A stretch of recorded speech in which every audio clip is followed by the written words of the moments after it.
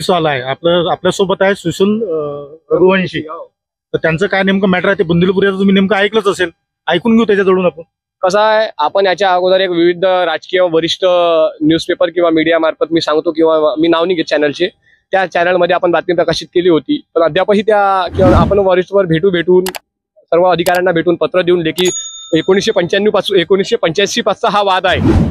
त्या वादाला कसं आहे, तिथं भांडणं होतील आणि आपल्या कसं आहे, आम्ही मानणारे लोक आहे.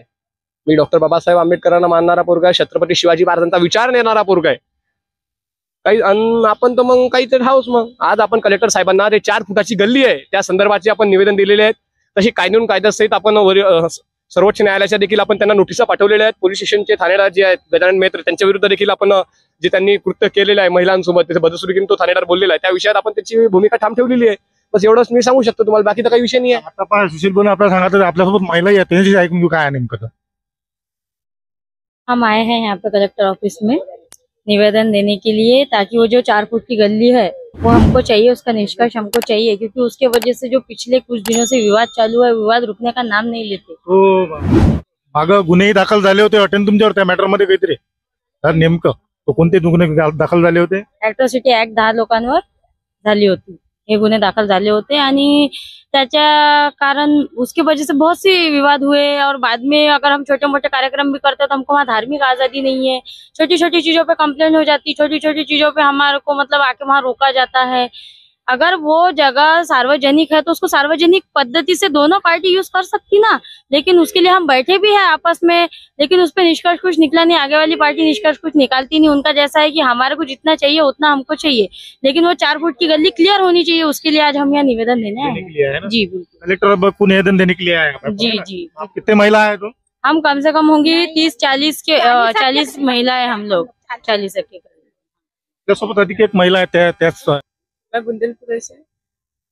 हम जगह के लिए 4 फुट गली जो जगह है, डॉक्टर बाबा साहेब अम्बेडकर जो जगह है, हम वो गली के लिए वृद्ध करने के लिए यहाँ आए हैं.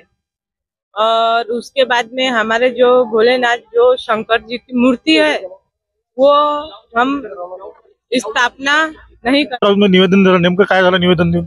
आता आम्ही कलेक्टर साहेबांना प्रत्यक्ष भेटून निवेदन दिलं. अधीक्षक कलेक्टर साहेब मीटिंग मध्ये असल्या कारणास्तव अधीक्षक साहेबांना आपण निवेदन दिलं. अधीक्षक साहेबांचं म्हणणं आहे की संबंधित डिपार्टमेंटला मी पत्र पाठवतो आणि त्यांनी तोंडी या विषय सर्व सांगितलेला आहे.